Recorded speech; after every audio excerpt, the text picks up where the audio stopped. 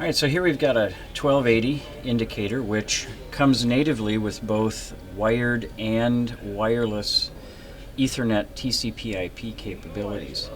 So if we were to go in to our configuration menu in order to set up the communications in that method, what we're going to find here is there's this parameter called DHCP. Now, DHCP stands for Dynamic Host Control Protocol.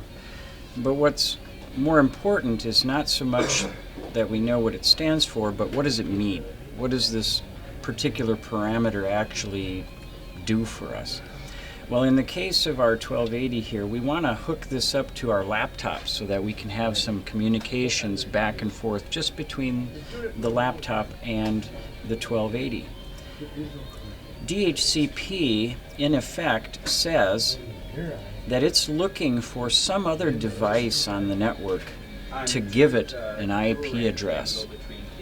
And since our laptops that we use to communicate are not designed to give out IP addresses, we need to set a static IP address on the unit so that we can get the two devices talking to one another.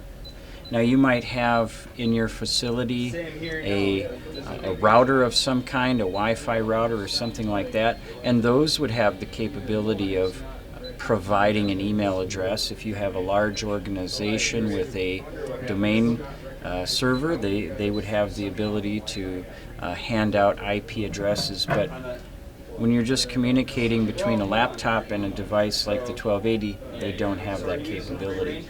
So what we need to do is turn off the DHCP. That'll allow us to assign a static IP address. And it might be helpful to simply think of, the D for dynamic versus a static IP. Well, dynamic would indicate changing, and static would mean staying the same. The idea is with a dynamically set IP address, there is the possibility that when you fire this up again next week, that whatever device is handing out the IP addresses, it might give it something different. And then all the configuration you have on your laptop would also something would have to change somewhere because we would lose the connectivity. And so static IP addresses are what we set manually so that we know it's going to stay the same every single time we go to use it. It's not going to change. It'll always be the same. And so that's the difference between DHCP versus a static IP address.